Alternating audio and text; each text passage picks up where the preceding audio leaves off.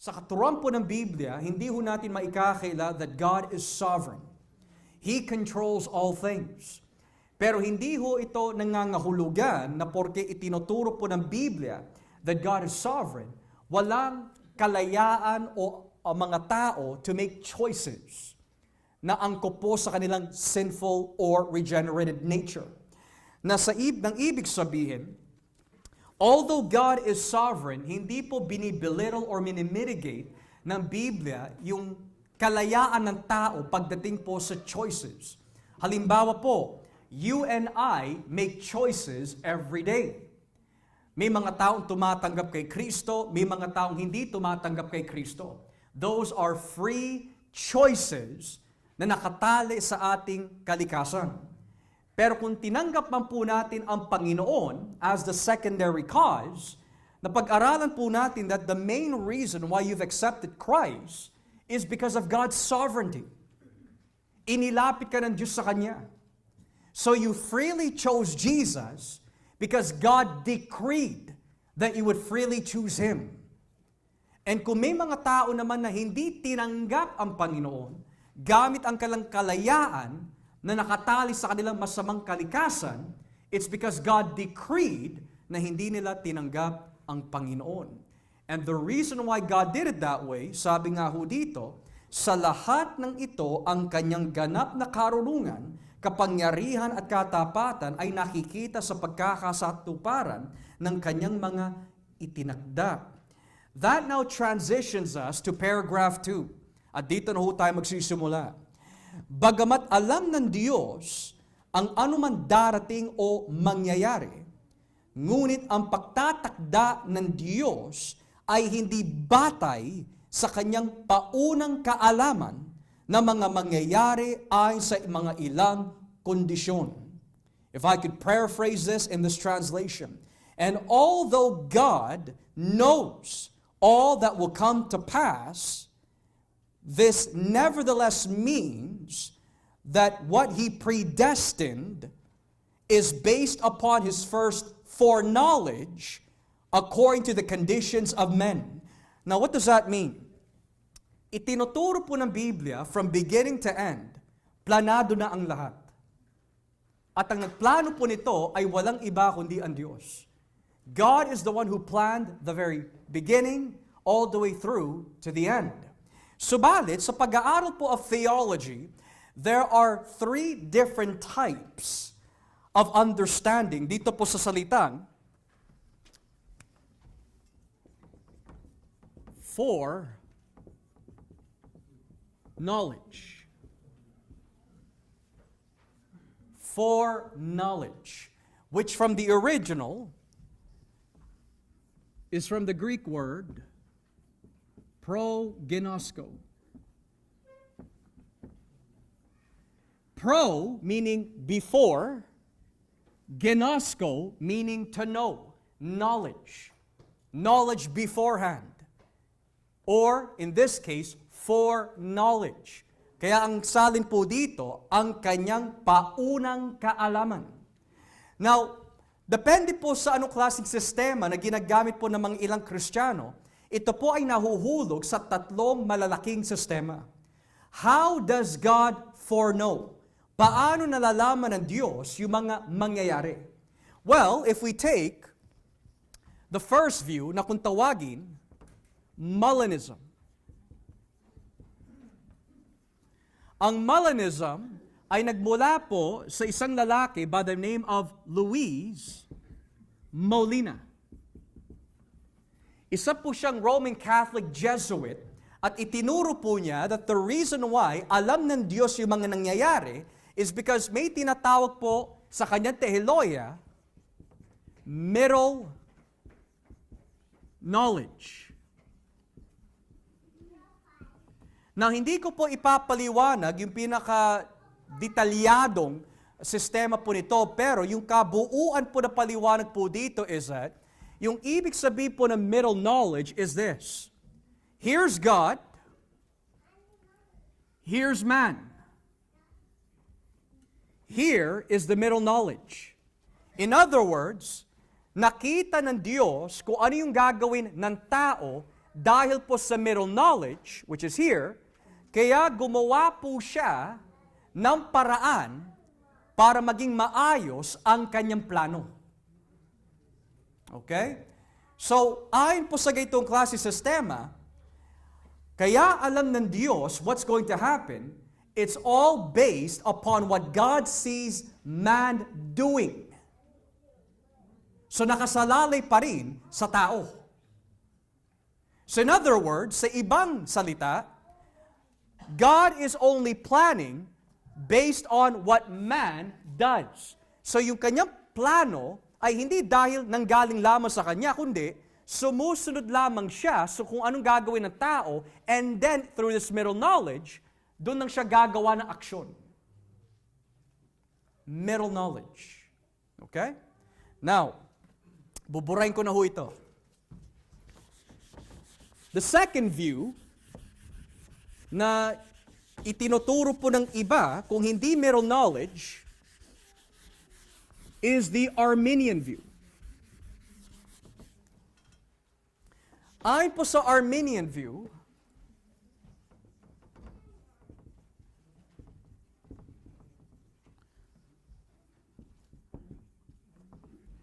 para sa kanila, kapag sinabi po predestined, kapag sinabi po election,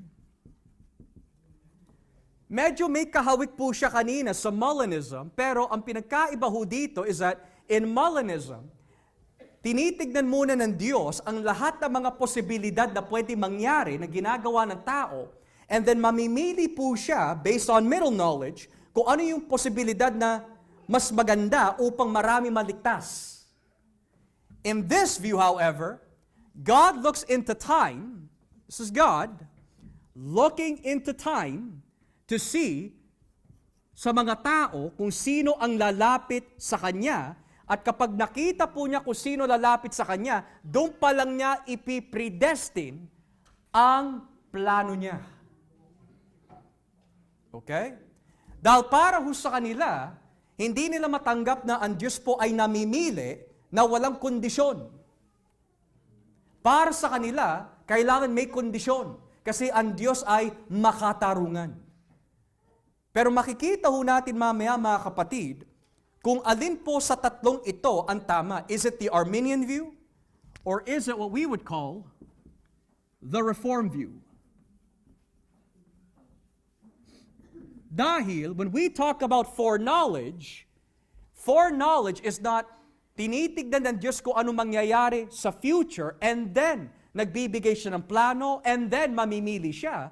Or kagaya po ng Molinism, titignan po ng Diyos ang 1,000 or many millions of possibilities na pwede gawin ng tao, and the one that saves more people, yun ang pipiliin niya. But according to the Reform view, it's different. The Reform view teaches that when God has foreknowledge, yung kanyang foreknowledge ay hindi nalalayo sa predestination. Kaya alam ng Diyos kung ano ang mangyayari dahil siya mismo, hindi ang tao, siya mismo ang nagtalaga. Okay? Dito, alam ng Diyos na mangyayari dahil ito yung gagawin ng tao, doon lang siya magtatalaga.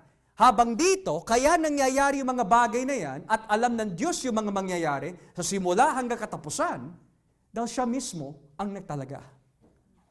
Now, how do we know this? Alin sa mga tatlong ito ang biblical? Basahin nga po natin ang Isaiah 46. Isaiah chapter 46. And let us read verses 9 to 10.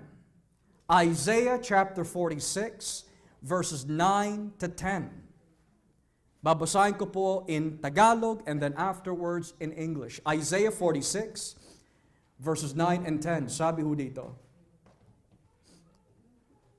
alalahanin ninyo ang aking mga ginawa noong unang panahon. Ako lang ang Diyos at wala nang iba pang katulad ko. Verse 10. Sa simula pa lang, sinabi ko na ang mga mangyayari sa hinaharap.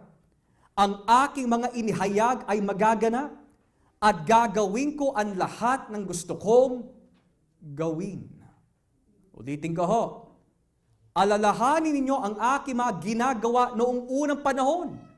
So sino po ang object ng berbo gumagawa? Ang Diyos. Ako ang gumagawa, sabi. Ako lang ang Diyos at wala nang iba pang katulad ko. In English, I make known the end from the beginning, from ancient times what is still to come. I say, my purpose will stand, and I will do all that I please. Hindi nakalagay, gagawin ko kung ano yung nakikita ko sa mga ito, kundi gagawin ko kung ano yung kagustuhan ko. So everything na nangyayari sa ating mundo, whether it be the salvation of men or the destruction of men, whether it be blessing or judgment, God is the only one who freely determined that. Hindi ang tao, kundi ang Diyos. Now, what are some other passages in the Bible na nagbibigay po ng linaw na hindi tumingin po ang Diyos into the future kung sino ang pipili sa Kanya and then He gives predestination, but rather, all of it ay nakasalalay sa Kanyang choice. And I think one of the most clearest passages in the Bible ay makikita po sa Roma Kapitulo 9. Romans chapter 9. Turn with me in Romans chapter 9 and let us read verse 10 and following. Roma Kapitulo 9, talatang 10 hanggang pababa. Romans chapter 9, verses 10 and following. Look at what the Word of God says. Hindi lang iyon, kundi nangyari rin ang ganoon sa dalawang anak ni Rebecca sa ating ninunong si Isaac. Ipinakita rin ng Diyos na hindi lahat na nagmula kay Abraham ay itinuturing ng mga anak niya. Verse 11, bago pa man ipanganak ang kambal, sinabi na ng Diyos kay Rebecca, maglilingkod ang nakakatanda sa nakababatang kapatid. Sinabi ito ng Diyos nung wala pa silang nagagawang mabuti o masama, para patunayan na ang pagpili niya ay batay sa sarili niya pa siya at hindi sa mabubuting gawa ng mga tao. Naulitin po natin, the Arminian view, the Molinistic view, they believe, ultimately, kaya nagtatalaga ang Diyos ng plano dahil may nakita ho siya sa mga ito in the future na lalapit sila sa Diyos. Pero nabasa ho natin kanina, hindi pa ipinapanganak ang magkambal, hindi pa sila gumagawa na anumang bagay, namili na ang Diyos. That's why verse 13 says in English, or verse 12 says in English, not by works, but by Him who calls. Verse 11, yet before the twins were born or had done anything good or bad, in order that God's purpose in election might stand, not by works, but by Him who calls. So now, mapapaisip ka, since the Bible supports the Reformed view in Isaiah 46, 9 to 10, and the Bible supports the Reformed view in Romans chapter 9, verses 10 to 12, bakit ito naman ang naging pananaw na ating mga kapatid na Arminian at ng mga ibang Kristiyano who hold to the Molinistic view? Is because hindi po nila ma-reconcile sa kanilang pag-iisip. How can God choose some and not others? So in other words, kumbaga para sa kanila, what is there that we can do para mailigtas ang Diyos from looking unfair? Pero the problem is, mga kapatid, hindi natin kailangan iligtas ang Diyos eh. He doesn't need to be saved from anything. He wants to reveal Himself that man is down here and he is up here at gagawin niya kung ano man yung nais niyang gawin. The reason why may mga ganyang klaseng sistema, at the very root of it, hindi nila matanggap kung sino talaga ang Diyos. Kasi dito, kung totoo man ho ito, magkakaroon pa rin po sila ng problema. Why? Sabihin na po natin for argument's sake that ang Diyos po ay tumitingin in the future. Ano ho ang makikita niya ho sa atin if He did do that? Ito ang makikita niya. Mga patay tayo sa spiritual. At hindi rin tayo makakalapit sa Kanya. Because we're spiritually dead. That is why kapag naunawaan po natin ang election, ang purpose of election is to humble us by teaching us, you're dead and you can't choose God. That's why God has to choose you. That's why. Maging sa Garden of Eden, hindi si Adan ang naghanap sa Diyos nung siya'y nagkasala. Ang Diyos ang naghanap kay Adan. Hindi si Moises ang naghanap sa Diyos.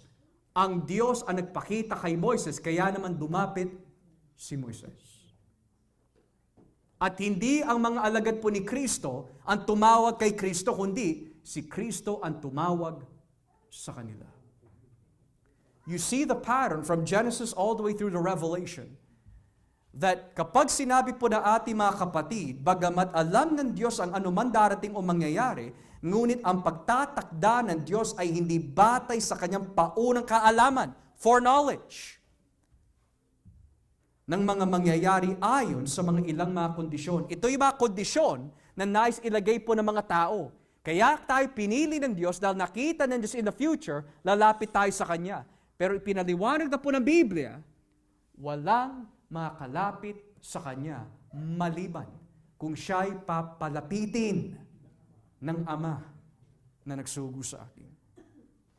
No man can come to God unless the Father draws him to me. So, this afternoon mga kapatid, I pray and hope that sa ating maiksing pag-aaral of paragraph 2, kaya ka lumapit sa Diyos hindi dahil God looked into the future para lang hanapin, gee, I wonder who's gonna come to me. No. That makes man sovereign, not God. God is sovereign. Kaya ka lumapit sa Kanya dahil pinlano niya na yun eh. Pero hindi po niya isinantabi ang iyong kalayaan. At kung tatanungin po natin, how does that work? Ang sagot ko ay, I don't know. Yun ang tamang sagot eh. We don't know. But what we do know is, hindi namili ang Diyos base sa kondisyon.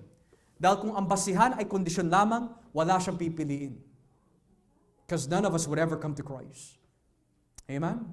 So with that being said, does anyone have any questions this afternoon bago po tayo Brother June, go ahead.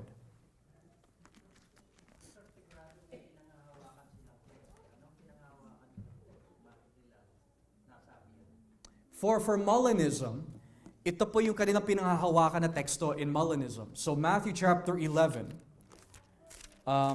kung bakit po nagbunga yung tinatawag na middle knowledge po na yan. In Matthew chapter 11 verses 20 and following, ito po ang rason. Matthew 11 verses 20 and following, sabi ho dito, pagkatapos, Matthew 11:20, pagkatapos, tinulugsa ni Jesus ang mga bayang nakasaksi na maraming himala na kanyang ginawa. Dahil hindi sila nagsisi sa kanilang mga kasalanan, sinabi niya, nakaawa kayo mga taga-Chorazin, nakaawa rin kayo mga taga-Bethsaida, sapagkat kung sa Tyre at Sidon naganap ang mga himalang ginawa ko sa inyo, matagal na sana silang nagsuot ng sako at naglagay ng abo sa kanilang ulo upang ipakita ang kanilang pagsisisi. Now notice the words there, Brother June, kung saan po nila nakuha yung middle knowledge. It says, kung sa Tyre at Sidon naganap ang mga himalang ito, matagal na sana sila nagsuot ng sako at abo, etc. So ayon po sa Molinist view, yung salitang, if this was done in Tyre and Sidon, ang ibig sabihin po sa kanila, tinignan ng Diyos yung mga posibilidad na pwede mangyari in the future at nakita niya, if God chose to bring it to Tyre and Sidon, ito yung magaganap. So doon po nila nakuha yung ganung klaseng interpretation. Pero ang problema nga po, what Jesus is saying here is not foreknowledge, but rather, Ang tinutukoy po niya dito is the magnitude ng revelation na nakuha nila. Dahil sa Tyre and Sidon, hindi nagpakita ang Panginoon Jesus nung siya'y nagkatawang tao dun eh. But rather, kung ano yung mga himala na nakita po nila sa panahon po na yon, hindi kasing higit na makikita ng mga Israelita ngayon dahil bumaba na si Kristo eh. So that's where they get it from. Okay? The Arminian view? They take the word foreknowledge literally. That nakita ng Panginoon kung ano mangyayari because He looked into the future. Foreknowledge. Literal yon. Now, sa ibang technical na bagay, whenever the word foreknowledge or predestination is used, yung kanyang anyo kasi in the earlier translations, nagbibigay po ng isang malaking pahiwatig that this was an action that took place in the past. It's not something that was done progressively. So, kumpleto na siya from the past. Hindi yung may nakita ang Diyos progressively, doon lang siya naglalagay ng plano. So, even that view still doesn't work. Yeah, so they take it at its face value talaga that foreknowledge, may nakita ang Panginoon beforehand. Yeah. Yes? So wala po silang biblical reference for They could use, kapatid, and I want to represent them correctly here, they could use John 1. Kasi in John 1, kung natatandaan natin si Nathaniel, sinabi ni Kristo, Nathaniel, bago ka dumating sa akin, nakita na kita under the tree. So that could be a form of foreknowledge sa kanila. So again, I want to represent them correctly here, and they may use that as a supporting verse. But I don't know how they can get past Romans chapter 9. Kasi napakalino na ng Romans 9 eh. Okay? Yes, Brother Jude.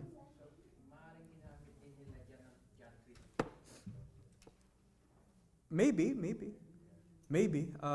Kasi kahit naman ano sistema, pwede po nila gamitin John 3:16. But I would say, Brother June, in light of the text na binasa natin kanina, for the Arminian view, hindi nila matanggap talaga yung choosing eh. Na without condition. And yes, I would agree that maaaring gamitin po nila John 3:16 sa konteksto of condition. Yeah. Kasi nga it says there, whosoever believes. Right?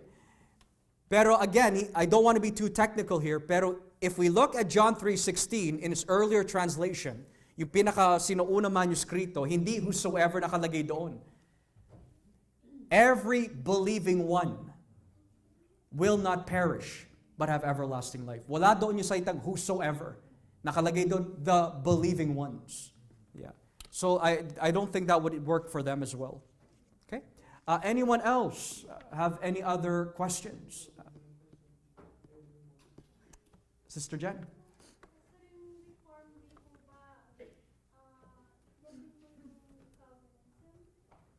Yes po. Generally, yeah. Pagdating sa church setting, kasi kapag sinabi reform, usually kasama po dito mga Calvinistic na Baptist, Calvinistic na mga Presbyterian. Kaya po siya tinawag reform in that sense kasi nais po natin bumalik sa sinasabi po ng Biblia from a Calvinistic standpoint. Subalit nagkakaiba lang po siya pagdating po sa ministry in the church. Ang ating mga kapatid na Reformed Presbyterians, nagbabautismo po sila ng mga sanggol. Tayo naman po, minsan hindi tayo kinikilala bilang Reformed Baptist kasi yung strict word na reform para sa kanila, kailangan magbautismo ng bata at kailangan iisa lang ang ating paniniwala pagdating sa covenant theology. So most of the time, ang tinatawag po ng mga Baptists na may reformed na paniniwala, minsan tinatawag po sila particular Baptist or covenantal Baptist. Kaya po sila tinatawag particular dahil naniniwala po sila na si Kristo po ay namatay particularly for certain people, hindi lahat. At kaya naman po sila tinatawag minsan covenantal Baptist dahil ang kanilang covenant theology ay naiiba sa mga Presbyterian. Ngayon, kung palalawakin pa ho natin lalo, hindi lahat ng mga Reformed Baptist ay Calvinistic Baptist. Kasi ang pinagkaiba naman po ng dalawa, ang Calvinistic Baptist, hindi nila pinanghahawakan ang 1689 Confession. Habang ang mga Reformed Baptist, merong confession po sila. It may be 1644, 1646, 1677, 1689. Depende po yun. Meron po sila pinanghahawakan na confession. So yun po ang pinagkaiba po ng dalawa. Yeah. So pag may nagtanong po sa atin na ano po yung ano po tayo, paniwala natin. Ano po ang sasagot po namin? The first thing I would say, we are Bible-believing Christians. That's the first thing I would say. We are Christians. Kung We, tatanungin pa rin po nila na, hindi, sabi nila, yung ano, yung katulad ng yung sa Catholic or meron, yung sa ating pangalan talaga na isang tayo ay kabilang. yeah. So, if they ever ask Ate Jan na ano ba talaga yung mga katuruan po natin, and the reason why I say katuruan because habang pag-aaralan pa ho natin ang mga doktrinang ito, we all have to have out of a good conscience of the heart, believe it. So ito pa lang po yung itinuturo natin. We would be labeled technically as Covenantal Baptists or Reformed Baptists. Dahil po sa ating mga itinuturo at pinanghahawakan. Bagamat marami po mga disagreements among Reformed Baptists pagdating sa confession, pero overall, they would technically be labeled as Reformed Baptists. Kasi meron po tayong katawan ng katotohanan na itinuturo po sa church, which is yung confession. Yeah. Okay? Pero the first go-to would be Christian. Ngayon, kapag tinanong anong klaseng Kristiyano, kay paliwanag mo, I'm born again, I'm saved by Christ. Ngayon, kapag tinanong pa ho lalo, yung mga ibang malalalim na katanungan, then ipaliwanag na ho natin ito. This would be my last go-to. Hindi ko sasabihin on the first hand, I'm a Reformed Baptist. What I would say, I'm a Christian, saved by grace, para maihatid ko rin ang ebanghelyo sa kanila. Alright? And then kapag pinilit pa nila na alamin pa lalo, edi ilatag na ho natin all articles of our confession sa kanila. Ibigay na lang natin ho sa kanila. But you can say the Second London Baptist Confession. The Second London Confession, yeah. Or sabihin na po natin 1689 Confession. Yeah. Okay? All right? Anyone else have any other questions this evening? May mga ibang katanungan po ba tayo sa ating mga napag-aralan? Brother Ray? Okay. Sorry. Anyone else have any other questions? Okay. So, kung wala na po tayong katanungan mga kapatid, mananayin po tayo and then we will resume into our respective fellowships.